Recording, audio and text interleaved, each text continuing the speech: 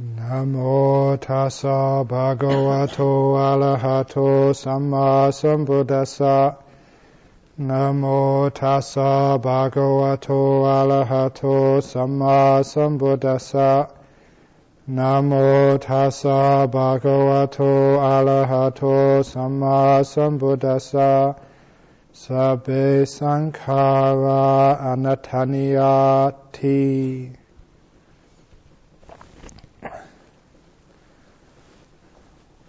So this evening's discourse, I'm reminded to continue on, or rather to fill out a missing piece of last week's discourse.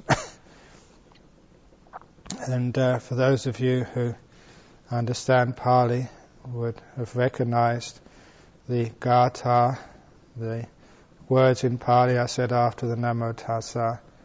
It's like all sankharas are not mine, Annattaniga, they don't belong to me, to a self.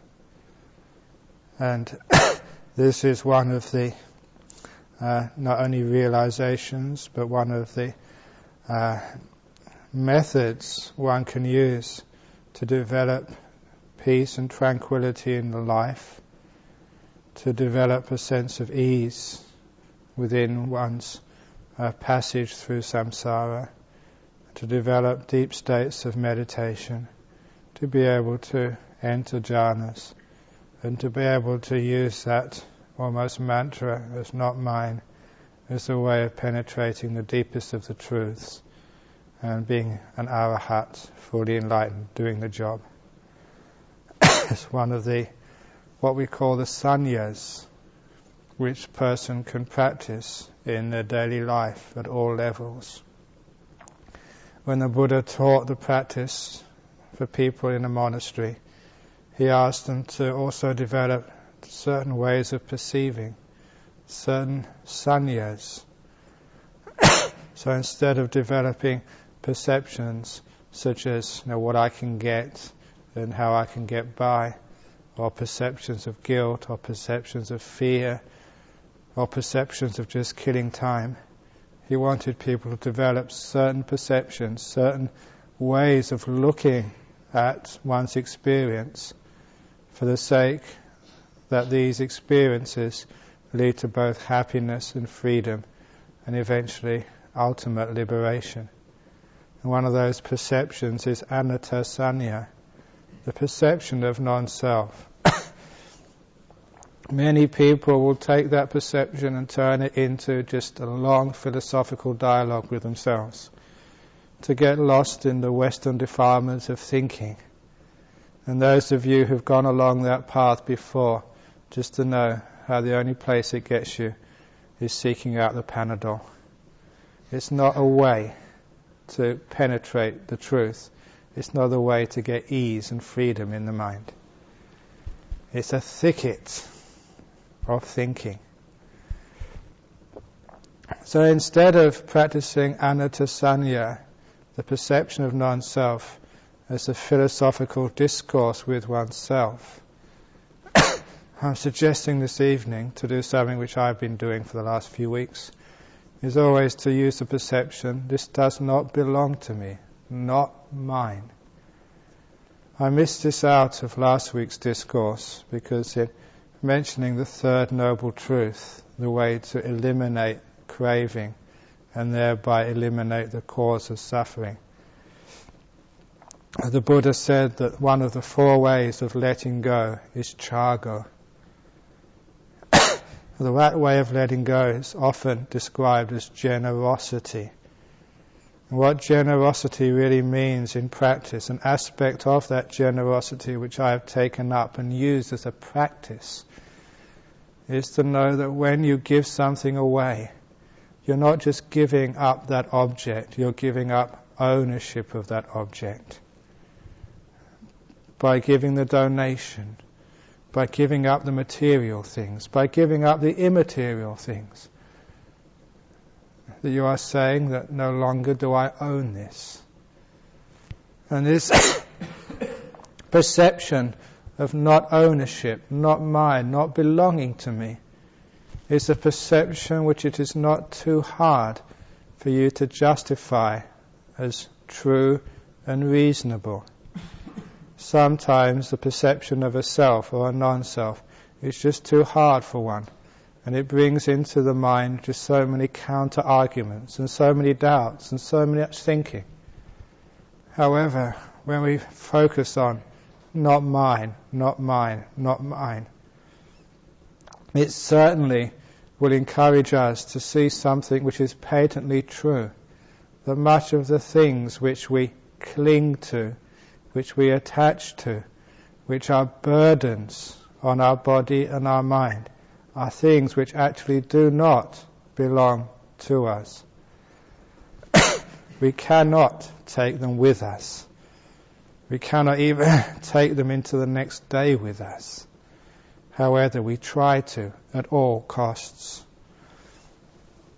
So what are the things we can say as not mine, not mine, not mine? Whatever arises in this moment, even the thoughts which come up into the mind, I say that to these thoughts. These do not belong to me, not to a self. They're Annattaniga. They're not belonging to anybody. They're just like the sound of the kookaburras in the morning.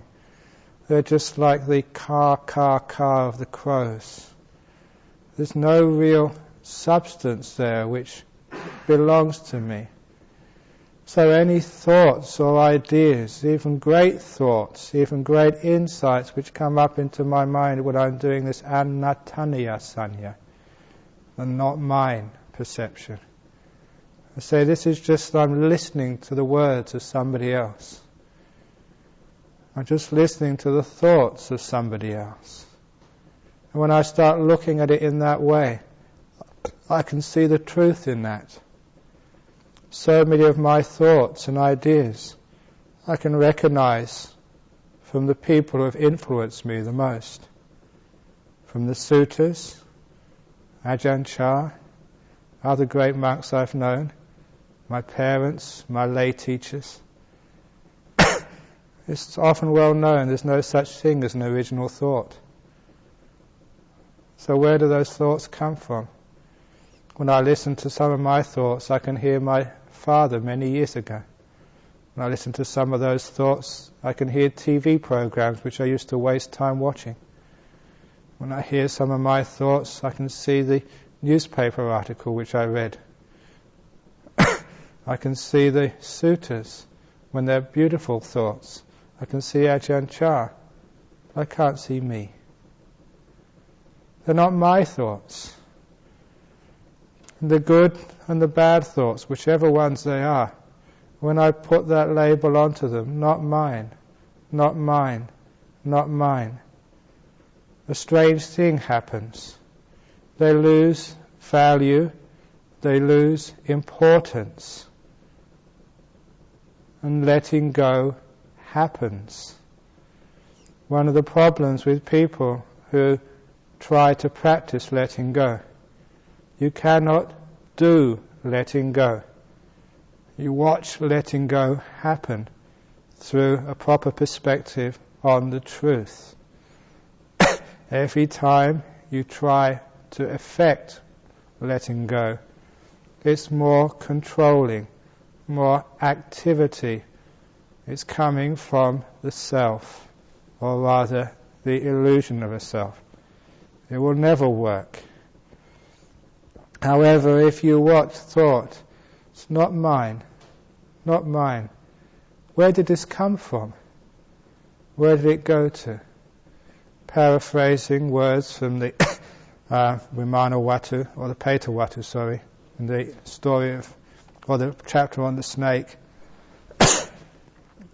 where the parents said that their son who just died, he came in uninvited. He left without permission. Such is life and death. And you might say the same to thoughts being born in the mind and disappearing. Where did they come from? Where did they go to? Very often thoughts come in uninvited. You don't seek them out, they just arise in the mind. and they disappear. And where do those thoughts go to? They're impermanent, subject to cessation. Really, they don't linger. They just create a next thought. And if you can see the fact that these don't belong to you, they're not mine, they're not important, they're not valuable, then the mind will turn away from them. In the sutta which we've just chanted, for those of you who know Pali, you'd have recognized the last sequence, that when you realize that these things are not me, not mine, not a self, the next result is something we call Nibbana, which means you turn away from these things. You're not interested in them anymore. In fact, there's a sense of repulsion away from these things. I don't want to listen to this anymore. This is not coming from a self. This is a natural response to things which don't belong to you, which are a burden. You don't go around sweeping up other people's kutis, except mine if you're the upatak. You don't go around eating other people's food, only what's in your bowl. You don't go eating what's in your next monk's bowl. These things don't belong to you. They're nothing to do with you. Because they're nothing to do with you, you don't take them on board as a burden. As soon as you can apply the sanya, the perception, to thoughts, these aren't mine, nothing to do with me. I am not the owner. They don't belong to me. Then straight away the mind automatically, without any other force, decision or command from you, will turn away from that thinking. From Nibbana comes viraga, sometimes translated as dispassion, but got the secondary meaning which is more important in this context, fading away. Wouldn't you want all those thoughts to fade away, to start to disappear? Haven't you been tortured by thoughts? The thinking in your mind is worse than the Spanish Inquisition, worse than any torture chamber in the world, because that causes you more pain, much longer than any physical suffering can ever do. And that suffering comes from the thinking mind. If you really want to stop that thinking mind, if you want a very good technique, something which works, then keep on saying to that thinking mind, keep on interrupting that train of thought with the mantra, not mine, not mine, not mine. Interrupting it until it turns the mind to see that perception that is true, all these thoughts, they don't belong to me. They come from conditioning, from past, and they disappear, who knows where. They're not my possessions. I give them up. Fading away of thinking starts to happen. If you want to be someone who dwells in more silence in this monastery, this is what will happen naturally. Why is it that we're obsessed with these things? It's because of attachment. Why is it we're attached? Because of the illusion that these things are important, that they're mine. All attachment begins from the sense of possession. So by saying, not mine, to the thoughts, they disappear. From fading away viraga. In this sutta here comes vimutti, freedom from all these thoughts. You can watch if you want. You can turn away if you want. You are not in the power of thoughts. You are free from them. It's a common saying in the world that people become possessed by their possessions. And this is so true of their house, their car, their family and their loved ones. We become obsessed by these things. We do actually become possessed by them. We think that we own these things, but we cannot just let them go and give them up. Sometimes people even risk their lives to run into their house to save their expensive paintings or their heirlooms or something else. And sometimes they die because of that attachment. They really think these things are important. They're mine.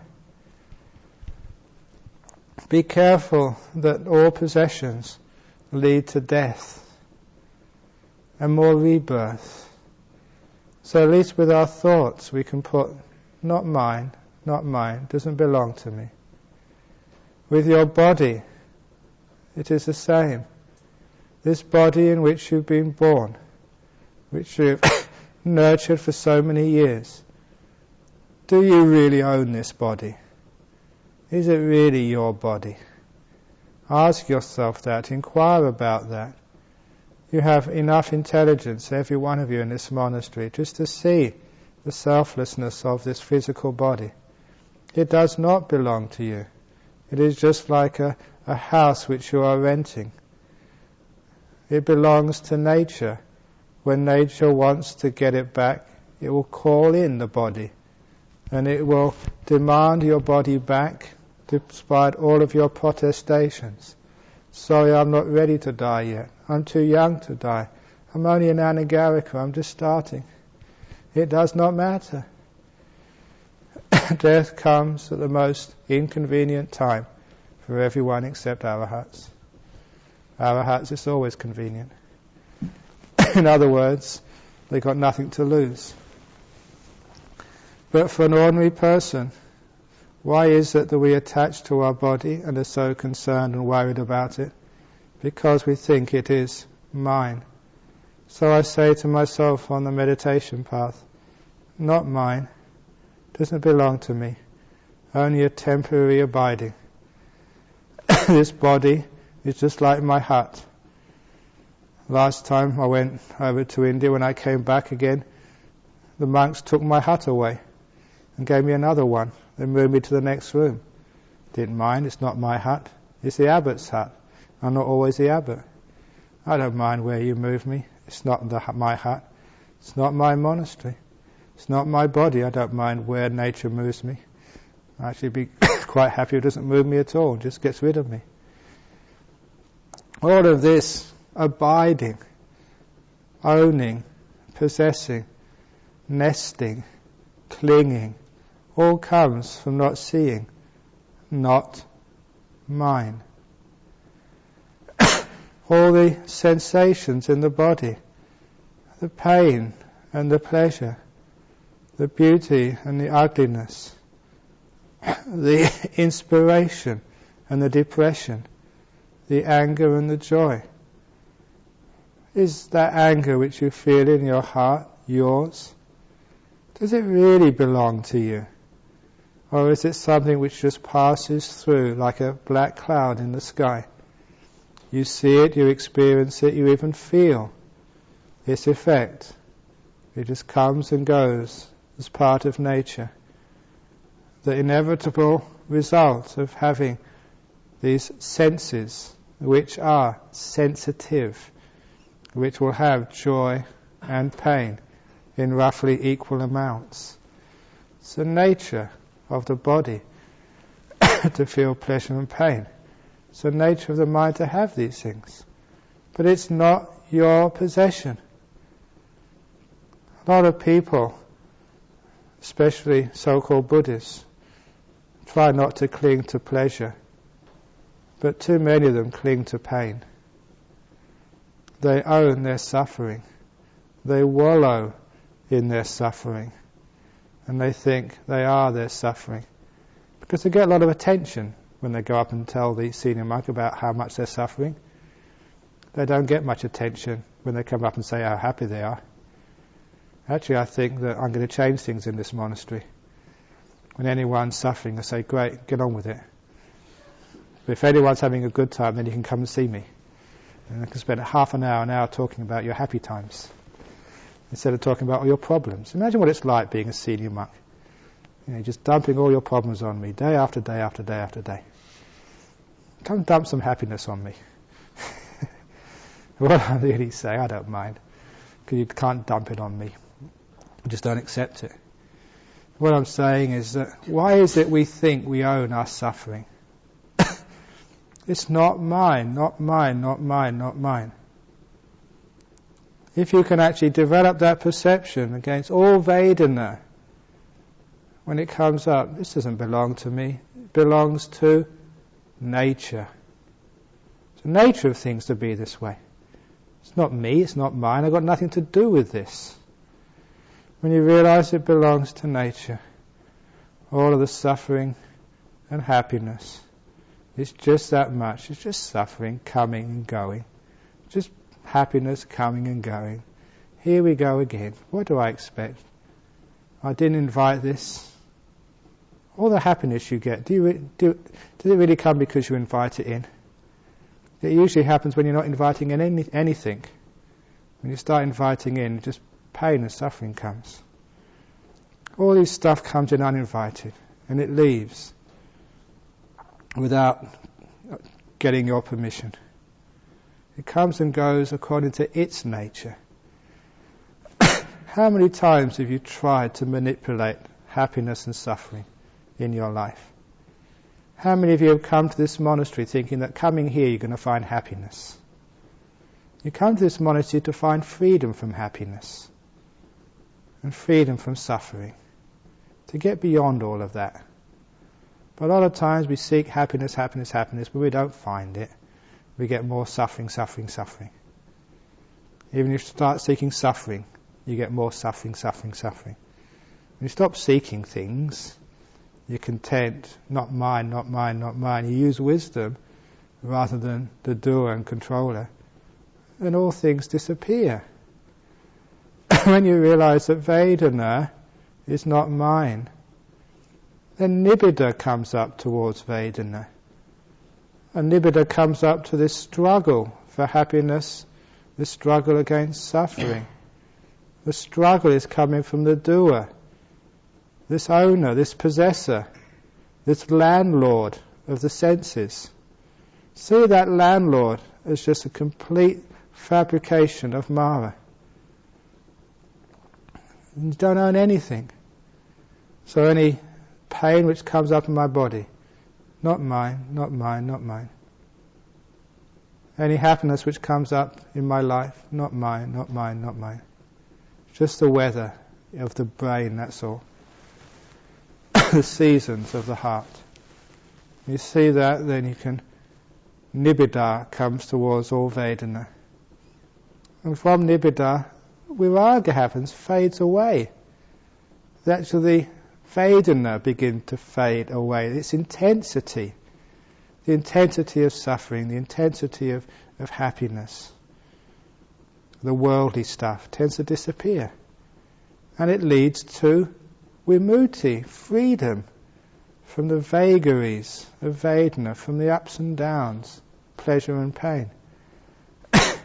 The mind becomes liberated from those things.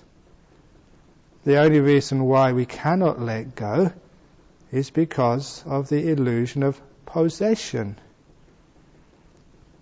So you might have a hard time justifying non-self, but I don't think you should have too much a hard time justifying it doesn't belong to me, because that accords with your everyday experience. So when aches and pains come up, try that, not mine, not mine, not mine. But also when happiness comes up, please say, not mine, not mine, not mine, to that as well. If you just say it to one and not the other, this won't work. When you do that, the mind turns away from both. You find peace, freedom, liberation. A lot of times in a monastery that people carry around the past. So many Westerners are just filled with guilt and remorse, ill will towards themselves, built up of what? built up of what happened this morning, who said what to whom, in which way, who did what. All that remorse of the past. Why do people cling on to the past so much?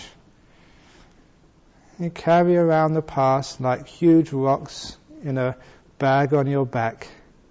I remember as a lay Buddhist reading about this Tibetan Milarepa. He would have to carry all these big boulders on his back until his back became so sore and big blisters came up. And you see that people haven't changed in all those centuries. They don't carry big rocks from the Himalayas. They carry big rocks of suffering, burning coal from their past, carrying it up and down the hills of day and night, burning their backs, burning their minds with what happened in the past, who did what, or what I did. Do you own your past? Even though one of the Annattanigas reminded me yesterday, in the sutra it says, I am the owner of my karma. That's only an approximation. It's not quite the truth. It's said, it's actually the words are not owner of the karma, I'm heir to the karma. So sometimes in the English translations we miss some of the subtleties of Pali. And we don't own anything, not even our karma. We are heir to it, we're affected by it. We're prone to it, we're sensitive to it. We don't own it, because if we owned it, if it really was ours, we'd never be able to transcend it. If we really owned our past, we'd always have to be burdened by it. And the point is that realizing you don't own anything, there is no owner, that you can let go at any moment. You're free to let go. No one is forcing you, holding a gun to your head, saying you must be remorseful for your past deeds. In Buddhism, it's very clear that that is not the way to progress. The Buddha said again and again, acknowledging one's mistakes, just that much. Forgiving, letting go, is progress on the spiritual path. That's what you should do. Acknowledge, forgive, just let go. Finish with it. So you don't have to carry around the past with you. Nor do you have to carry around the future. You don't own any of this. And if you can learn how to say, not mine, to every thought which arises from the past, good thoughts and bad thoughts, if you can say, not mine, to what you have to do tomorrow, not mine, not mine, not mine, then the mind will turn away, will be repulsed, Nibbana, towards the past and the future. The past and the future will fade away. You'll be free, vimutti. This was the process in this chant of Annattaniga Sutta, from seeing things as they truly are, yatha bhutang. When you talk about things as they really are, things as they truly are, this is what it means according to the Buddha. Seeing that these don't belong to me. And thereby Nibbana kicks in. You just repulse from this, the mind just is repelled. And it goes off to the fading away. These things disappear from consciousness. When they disappear from consciousness, there's freedom from these things. When you're free from these things, there's so much sense of space. Huge burdens have been let go of. Huge burdens of guilt, trauma, conditioning, all from your past has been abandoned. So when you talk about letting go, this is a process which the Buddha was indicating as the stages of letting go. Seeing things as they truly are, not mine. The mind being turned away from those things fading away out of consciousness, and ending up in freedom from those things. So if you want to know how to let go, that's how to do it. And when you can say not mine to the past and the future, so you go into what I call always a timeless present. It's beautiful in the timeless present. It's got all the time in the world. I don't know, even during a retreat, how many people are still counting the minutes, the hours, the days, how many more days to go, how many more days have gone. Please develop the peace and the freedom of the timeless present. It's a cosmic time. It's a beautiful time. It's a free time. It's timelessness. And it gives one so much contentment just to be now. We spend too much time going somewhere. We spend too much time lingering on where we've been. We've got too much unfinished business from the past. Too many plans for the future. We can never find a way of finishing off all that old business. Completing all the plans for the future. This is the way you get everything out of the way. You'll never get everything out of the way by writing all your letters, making all your phone calls, tidying up all the things around your hut. You never get everything out of the way. Already, a few people in their interviews, I did a little bit of work for the first week, because I've got lots of work. I'm the abbot, for goodness sake. But lots of other people have still been tying up loose ends. What loose ends have you got? If you not careful, you'll be tying loose ends up to 3 days before the end of the rains retreat. And then you've only got 3 days left. How can you tie up loose ends? Just leave it all on the desk. Throw it all in the bin. No past, no future. That's how I tie up my loose ends. That's how I get things out of the way. Not by completing my business, by completely ignoring it. Letting go of the past and the future. Otherwise, I'd be a psychotic abbot. I'd never have any peace.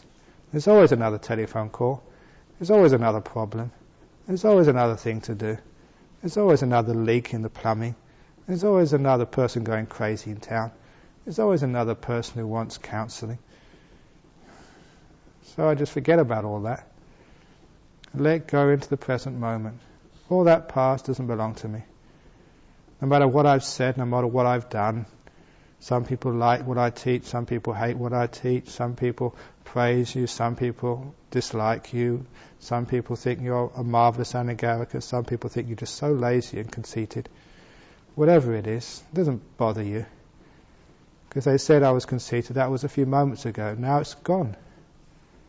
Where are those words now, when you can let go of the past? The past is not mine. We're free from the past. Not mine. People actually carry around the past of their ancestors as well, of their race, of their tribe. What a silly thing to do. Why do we want to burden ourselves so much? So when you can say all the past, all the future is not mine, not mine, not mine, the mind turns away. Past and future fade away. And freedom happens. If you want to be free, that's how to do it. Freedom from thought. Freedom from the 5 senses.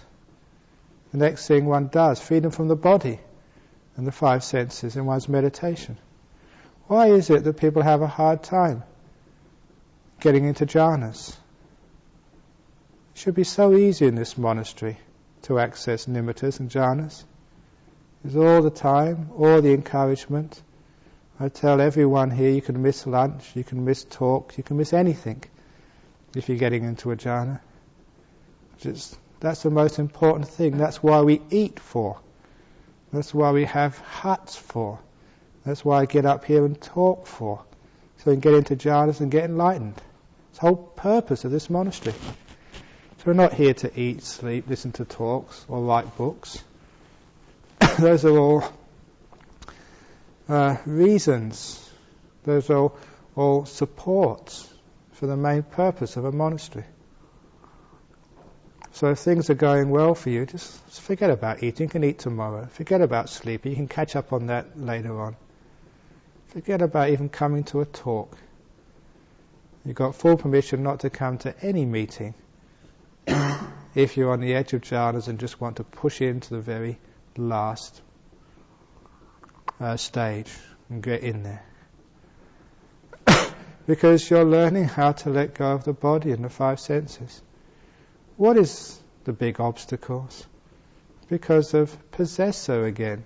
We think we own, we are these senses. It's my sight, it's my images, my sounds.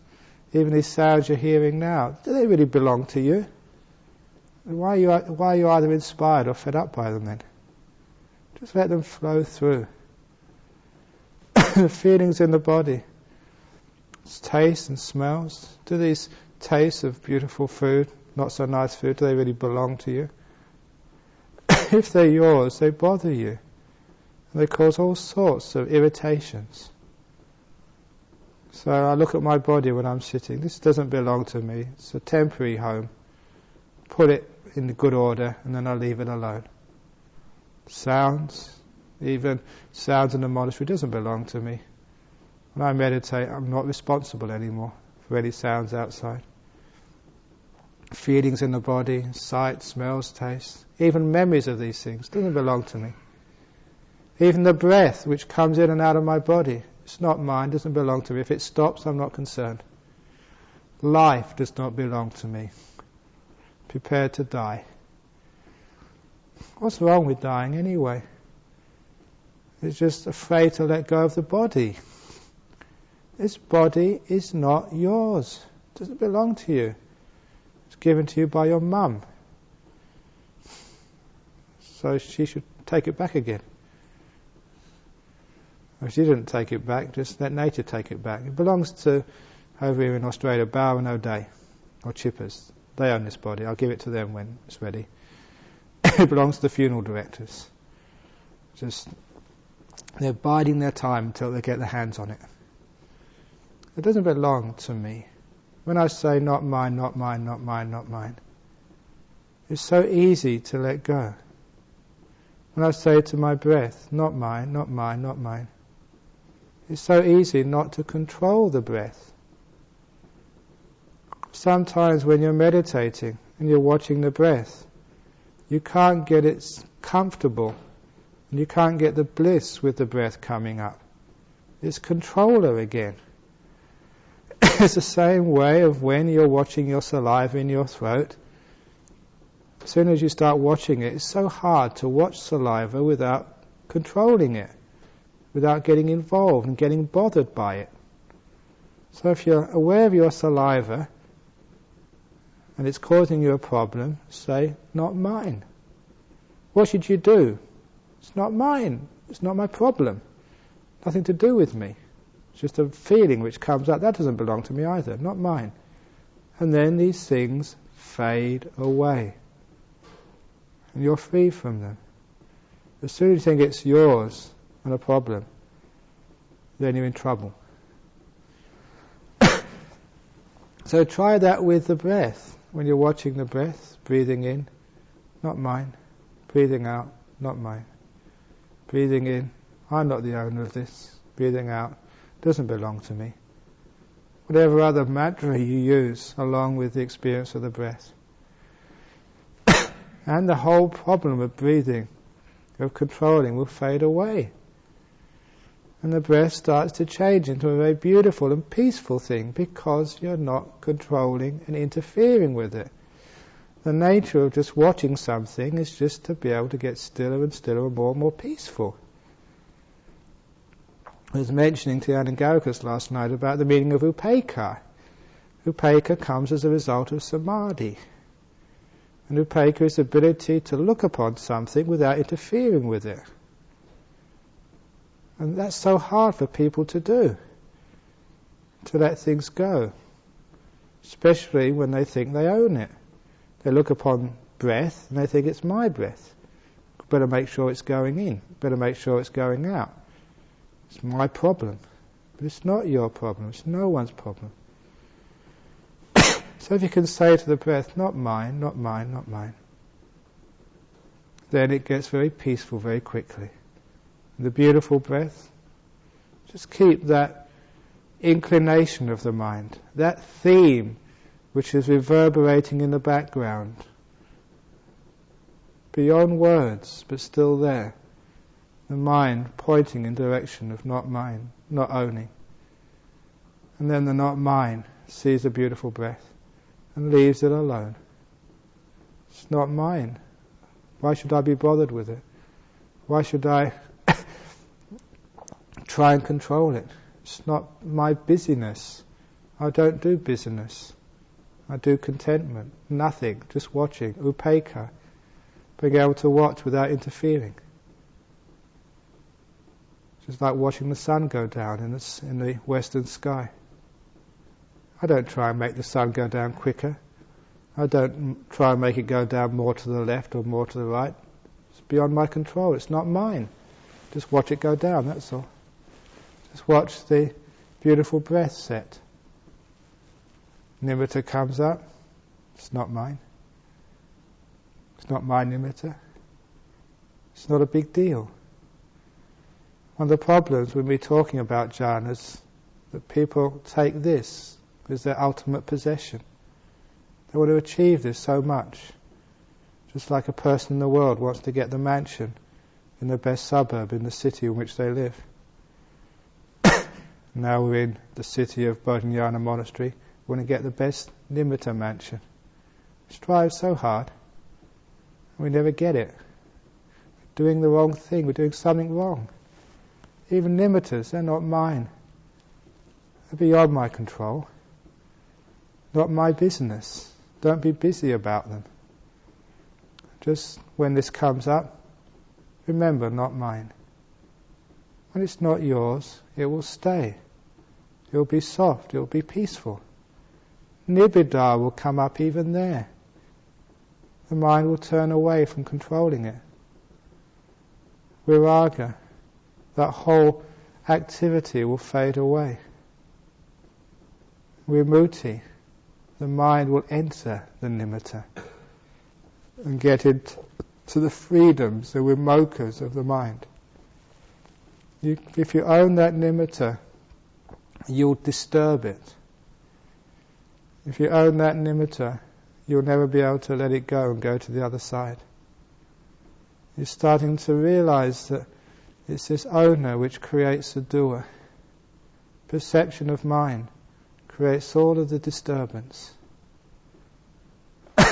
When you follow that perception, it leads to deeper and deeper bliss, deeper and deeper freedom, deeper and deeper profound experiences of the nature of this mind. Those deep experiences just show you just how much you don't own, just how much isn't yours. And in jhana you don't own anything except the bliss. Sometimes if you think that that's what you own, then you'll be anagami, not the full arahat. But that's not bad for monastic life. If you get into the jhanas and afterwards you see just all that which disappeared. It has to be not yours. If it was really belonged to you, no one could take it away. But it disappeared completely. All of that past and the future which you'd been so worried about, all the guilt, the grief, the fear for the future, all the worry, all the psychosis of the mind, all that which took up so much space in your life, disappears. You haven't got the mind so filled with clutter and junk. It's like having this house where you could hardly move because there's so many things in there, and you just cleaned it all out. Space at last. Freedom. All of this is not yours. All of the past and the future doesn't belong to me at all, so why worry about it? All of this body business, how much do we spend time, effort, money on this body? Feeding it, clothing it, making it healthy, making it fit, even burying it costs a lot of money. So much money on this stupid body, so much time, so much effort. It never belonged to us anyway. What a waste of a life. So when we see, you see this in the jhana. You have to be absolutely idiotic, stupid, just mentally retarded to get into a jhana and not see that. Or maybe I'm sort of going over the top a bit on my descriptions there, but you can get the point. Within a jhana, afterwards, it's so obvious that these things aren't yours. You come out afterwards and you look upon this body, on past and future. You look upon thought, you look upon breath, look upon all these things in a completely different perspective. All that which you think you owned and possessed, all that which you were attached to, you can see as being completely deluded. I didn't own this past and future. Why was I so worried about it? I didn't own my thoughts. Why am I so concerned what goes on in my mind? I didn't own this body. So why am I so concerned about it? Didn't own these senses. Didn't even own the Vedana. You see that so clearly. When you didn't own these things, that's where letting go can happen. Doesn't belong to me. Any of you who are only here for a short time, who in a week are going back home, you don't own this monastery. So, you look after it, but you're not really so overly concerned about it. Any of you who are living in this monastery just for a lifetime, you're going to leave this monastery. You don't need to be overly concerned about it. Don't be all those of you living in this body for just a short time, just a lifetime. Don't be so concerned about it. Sooner or later, this body's going to die on you. And all that time you looked after it, and now it lets you down. Let go of it now. Let go of the body before it dies. That's the best time. And then you can be free. Free of so much suffering. And also seeing through the insight gained in the achievement of letting go of these things. In a deep meditation. All those jhanas are stages of letting go. You get into such a deep stage of letting go, and you realize the truth of this. These things aren't mine. Don't belong to me. That much gives you enormous happiness, peace and freedom. Imagine what it would be like not to be burdened by any of the past. Even if a person called you a complete stupid fool a minute ago, a second ago, and it never echoes in the mind. Because you just let go of the past so quickly. Imagine having no fear of the future, because you don't own the future. Imagine having no concern about the thoughts which go on in your mind. They come and they go. They'll actually start stopping then. They're not important anymore. The reason why we think so much is because, especially as Westerners, we worship thought. It's so important to us, our thinking. So much so that anyone who's going to take over your thought, that's the biggest taboo. Take over my body. You can put my body in a jail, but don't take over my thought processes. That's really evil. We own these things. We think we do. We're so possessive of our thoughts. And we sort of, like sort of people who possess their cars, they show them off. And I've got a new Mercedes. Yeah, but I've got a new Ferrari. It's special issue. Only 10 in the whole of the world. My thought is so special. There's only 10 in the world of this special edition thought which I've got. Show them off. I've got a better thought than you have. Nah. But don't concern about these things. They're not yours. Imagine what it'd be like if you weren't concerned about these things. You'd be free. Imagine what it'd be like if you weren't concerned at all about sight, sound, smell, taste, or touch. All these things in the world would not concern you. You'd be free, liberated. You've seen many of you have seen holy monks in this world, people who are free. Do you really want to be like that? Or do you want to be like the neurotic man or woman in the street?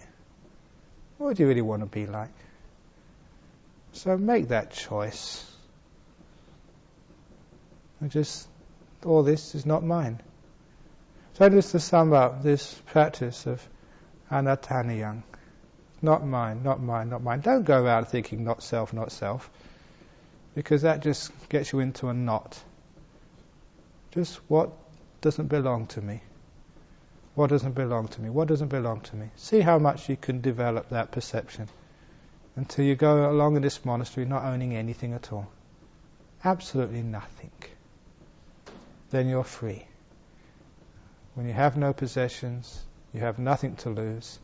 You're fearless, unshakable in the world. So be one of the unshakable ones. And there ends this evening's talk.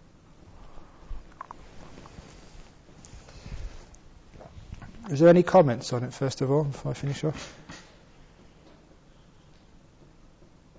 Okay.